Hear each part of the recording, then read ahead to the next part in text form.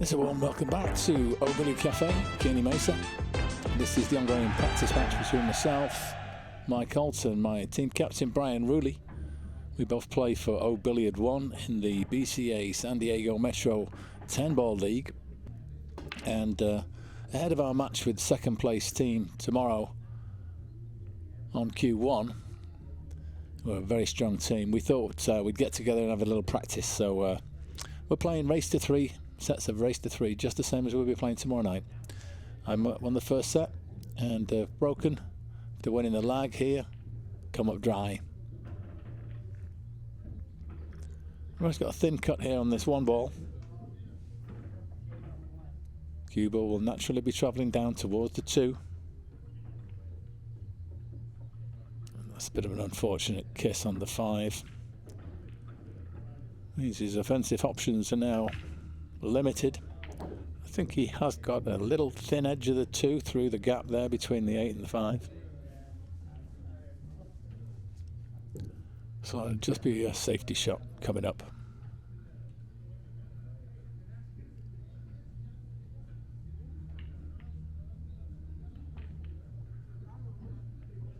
Trying to get some separation there, which is achieved. And he's managed to get me the hook back. So, one rail kick from the bottom rail, I think, is the easiest way out of this. I don't see much of an offensive option. I think I'm just trying to hit that 2.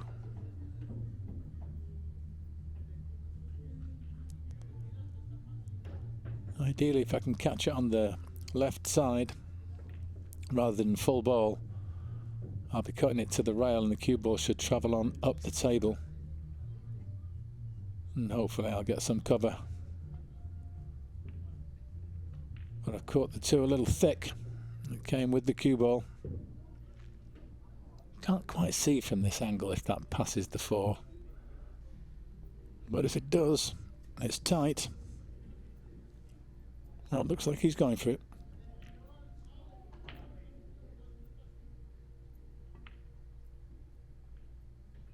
Oh, and just played it at the correct speed there for it to drop in. These diamond tables notoriously stingy. Not that the pockets are particularly small, but the shelf, the amount of the slate that continues beyond the jaws is quite deep.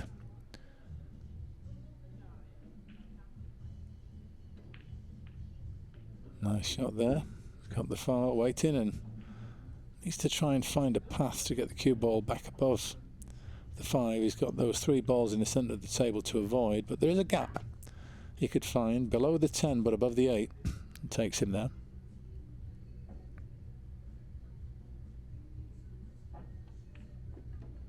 And that's pretty good.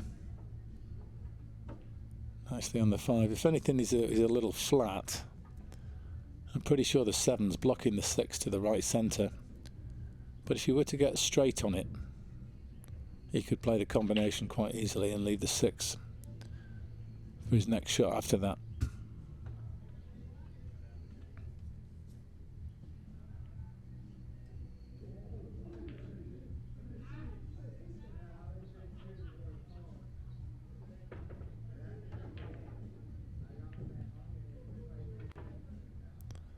And that's the miscue. It's a little bit miffed about that, as are we all when we miscue, and we've got such a nice opportunity. And I think certainly when I miscued initially, I was thinking, oh, there's something wrong with my tip. You know, looking for an equipment excuse. But far more likely causes, and I've seen this when I've looked at video of myself miscuing and I've played it frame by frame. Generally, it's when I'm playing a draw shot, and usually some sort of power is involved, and I've detected a little bit of body movement as I've pulled the cue back. So by the time you're pushing it forward, it's likely that the tip has moved a couple of millimeters off its target point, and that will of course lead to a miscue. As I banked the 5, I call that as a just in case type shot. I was really playing the cue ball down table, sorry, up the table, and hoping to get some cover if I missed the bank behind that wall of balls in the middle of the table. But the 6 goes here, and I don't think it's a scratch, so I can just concentrate all my efforts on plain ball striking and just making the pot here, hoping that I should have a shot at the 4, which is, sorry, the 7, which is waiting over the pocket.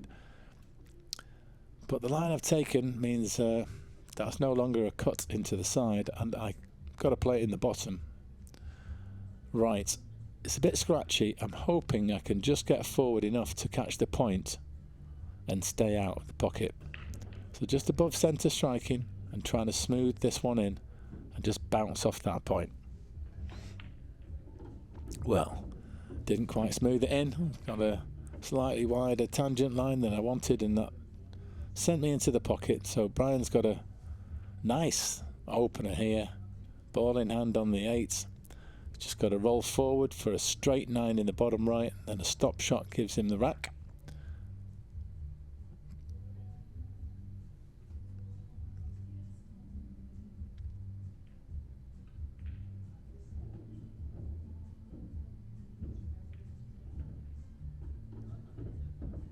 Nicely done.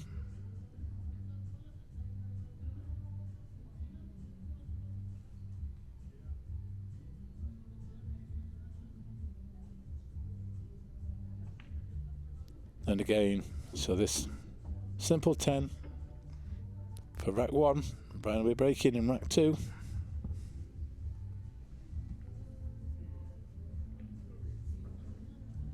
Just taking his time. That's one thing you've got to learn in this game, is to give every shot, no matter how apparently simple, due care and attention. See what sort of a break he's got going on here. Nice. That's one of the target balls from the second row of the triangle in the side pocket. And he's got a nice shot on the 1.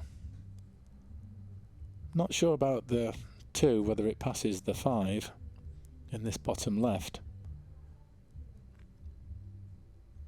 We'll soon see by how he plays this shot.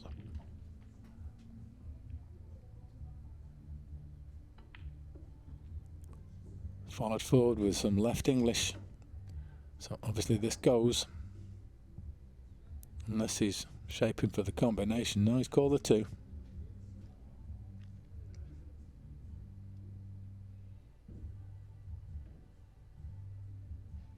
And he could perhaps do a soft draw shot just above the 10 to get the 3 in the left centre. And he's just drifting the cue ball forward for the same effect, but caught the 2 a little too thin. And I'm looking at this now, how much of the 2 sticking out past the 5. I want to try and hit the maximum amount of it available without clipping the 5. And hopefully that should make the 2, but I catch the 5 first. A cardinal sin, giving Brian ball in hand.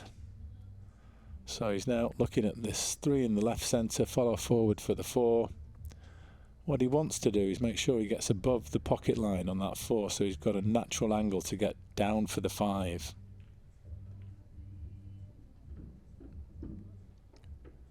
And I believe he's come up a bit short.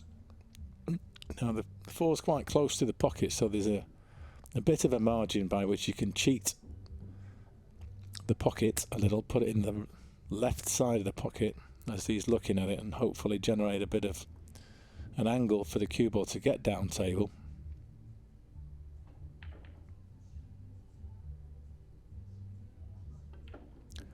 Oh, where's that cue ball going? Yeah, he needed to really go forward off the rail. I mean, he managed to stun it directly down, but I think if he just went forward, forced an angle, got the cue ball onto the rail, then he could have had a bit of right-hand English and found this bottom cushion position for that 5. But I'm just going to follow forward here and make sure I leave myself an angle on the 7, so I can play off the rail and get a similar angle on the 8.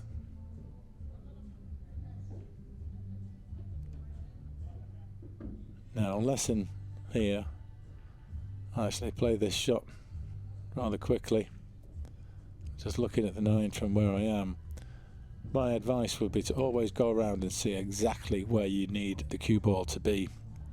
I'm just thinking I'll play around 2 rails, I'll have the 9 in the centre, but I've left myself short, and short is the one place you don't want to be, because now you've got to go all the way up the table and back down. Had I gone straight on the 9, or even gone past straight a little bit, I still would have had a relatively simple shot to drop the 9 in and hold for the 10. So that's just a little bit of laziness, really, taking something for granted. So now the shot I've got to play is, I'm going above centre. I don't want to elevate the cue an awful lot, but I've elevated it a tiny bit so that I can follow forward of 2 rails. And whilst I'm close to the rail, I've still got that couple of inches that makes all the difference when it comes to this, and the 10's fairly straight, so managed to get myself out of the self-imposed hole that I was in and level up the match, or this set I should say, at 1 rack each. Now, I was trying to copy Brian's break from the last game, so I'd elevated the cue but striking down on the cue ball, but I think my angle was a little steep as I lost the cue ball off the table, but I did make 2 balls, so it's encouraging. I think I just have to try the same break next chance I get, but don't lift the cue butt quite so high. So 1 in the corner here, he's got a 2 ball is blocked, but he can play a carom, hitting the 2 first and knocking the 6 in, so he just needs to try and control the path of that 2 ball and the cue ball once the 6 has gone in. So the cue ball is going to come down table, the 2's going to go up table. He needs them to line up again, hopefully for that top right pocket.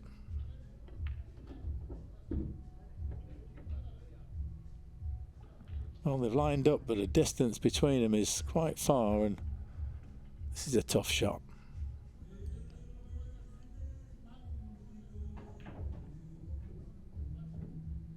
Yeah, I might need to put a little bit of power into this so it makes it even harder. Yeah, he's going below centre, trying to stun or draw out to the middle of the table. Yeah, that was real tough.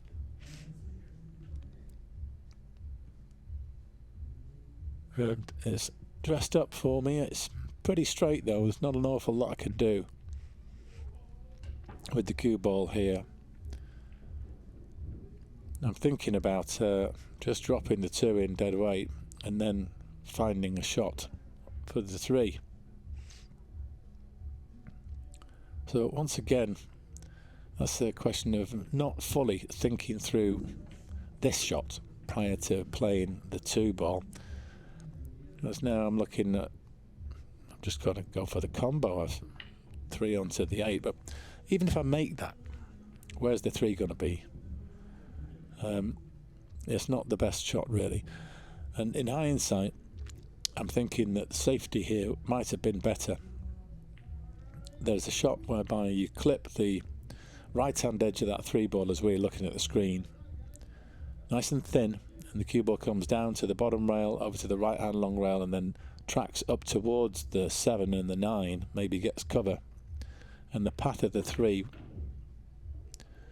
and that would have just come off the long rail on the left and somewhere down towards the middle of the table. But instead of which, I went for that 3-9-3-8 combo, made the 3 inadvertently. So Brian does have an option, but he's also got quite a nice shape on the 7,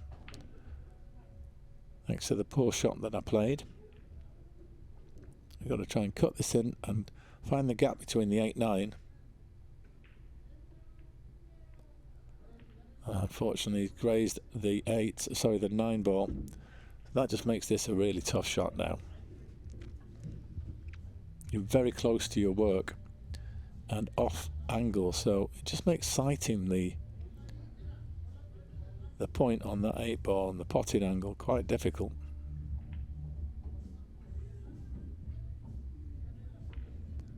But he struck that well. Lovely shot, Brian. Very nice indeed. And now he has a nice angle here. Just has to decide how he wants to get there. You could just stun the cue ball to that long rail above the pocket, side pocket, and then a bit of left English, bring you right down for that 10 ball.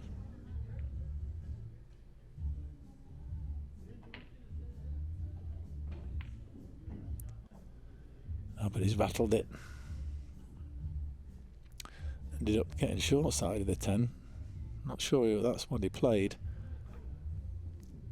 This, believe it or not, looks as though it's over the pocket, but on this table, I really don't fancy this. I've got to play a power shot as well. I've got to put top and a bit of right hand English to try and get that cue ball all the way round off 3 or 4 rails for this 10. So I want to get the cue ball all the way back to the bottom cushion here. Trying to allow for the deflection of the cue ball. I've got it in the jaws okay, and that's very often what you do, but it just rattles. Says no thank you, I'm not going in. Got a decent cue ball though. Left Brian a very similar shot. In fact, his is a little bit tougher. Mine's a bit further out from the pocket. I think he's got to play the same shot I did.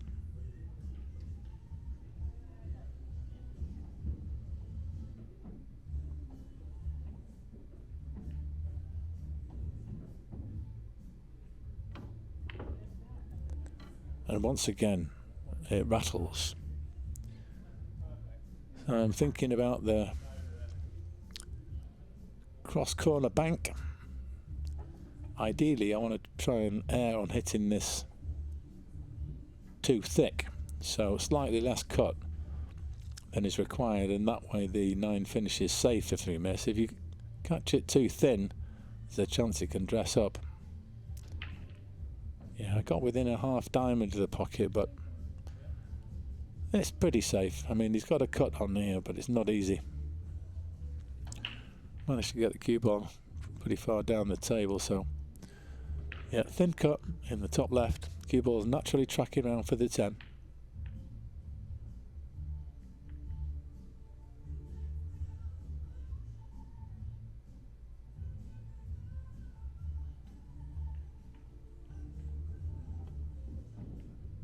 And caught it too thin, but it's always better to overcut those than undercut them.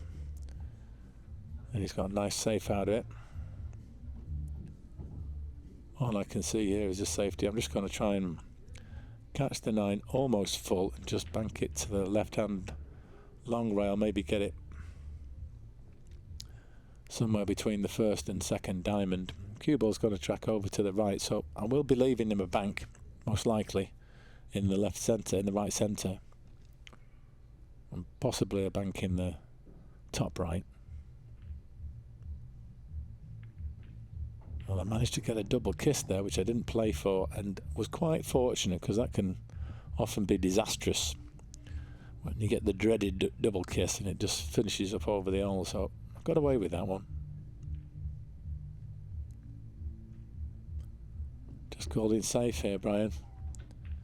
But he wanted that 9 in the middle of the long rail, in the short rail rather, so disappointed that he's left it over the hole for me. So I'm just taking my time.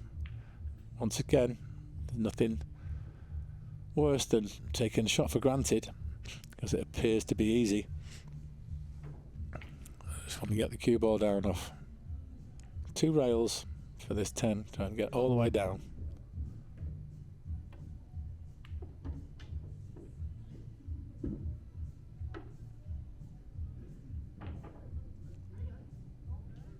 And simple 10 ball for a 2-1 lead, and I'll be breaking on the hill.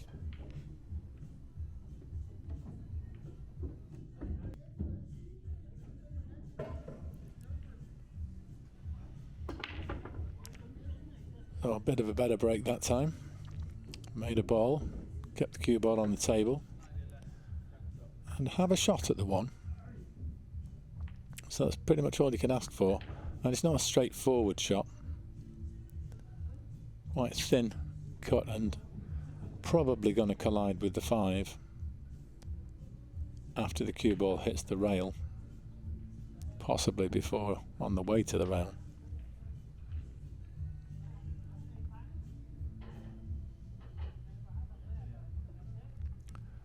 And for that reason, I've chosen the bank.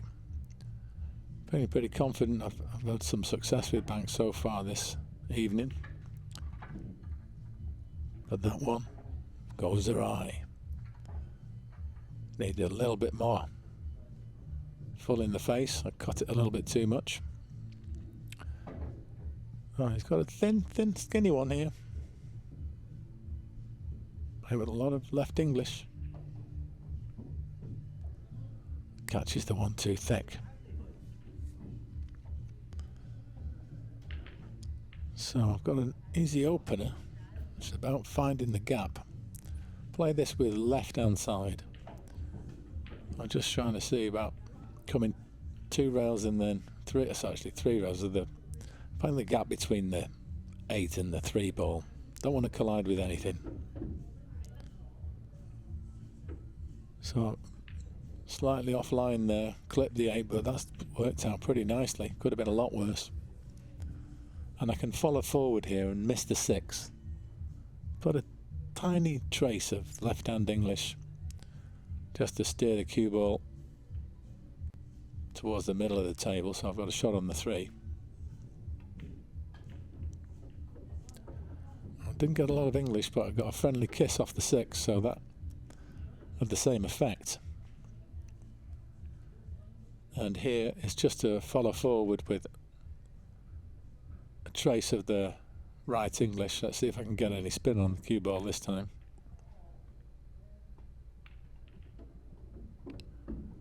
Yeah, that'll do. Got a nice angle, so I can just stun out for the 5 in the side. A little bit short, so I'll have to baby this one so I can control the cue ball for that 6.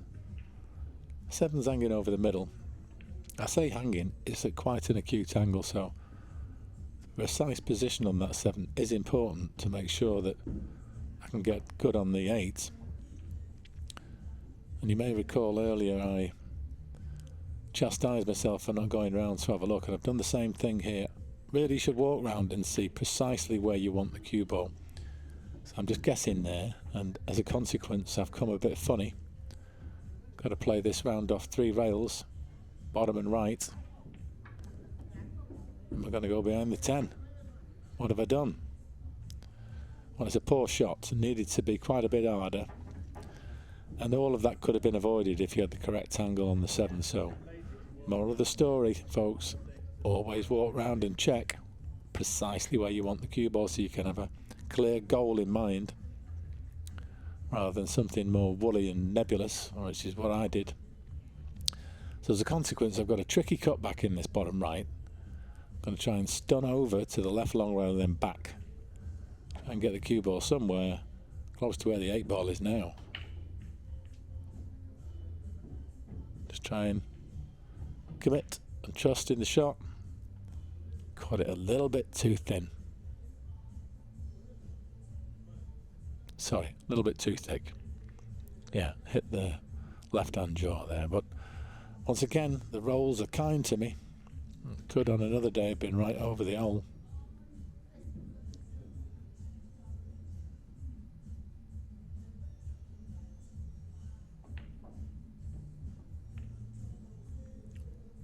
And just putting the cue ball on the 8 on opposite cushions, so it's left me a tempter.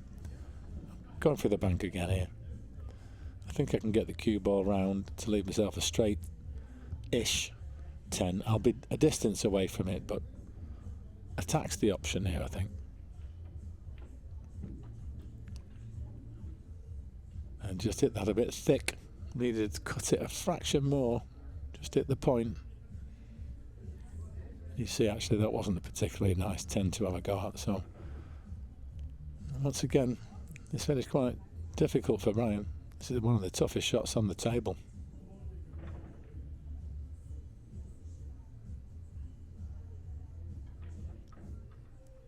Real test of cueing, this is. And Goes slightly to the right of the pocket, but double kisses the cue ball and finds the bottom left. So I have an option, and I'm looking at this 10. It's not a natural bank. It's not makeable in the left centre. It could be cut into this bottom left, and that's what it is called. So he's got to try and do the long bank into that corner. Got to cut the 10 a little bit.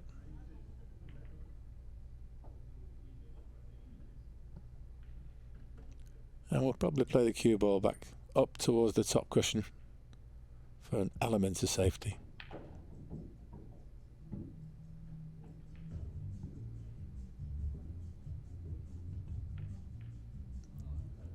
But he's not put enough base into this. That's going to dress up for me. Yeah, a bit harder, and he was okay.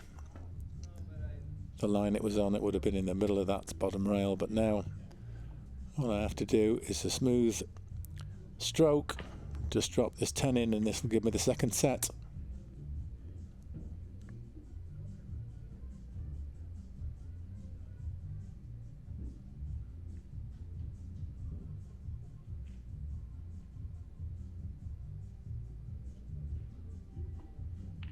And there it is. So thanks for watching, folks. Please tune into the channel again for the next set from this match, coming real soon.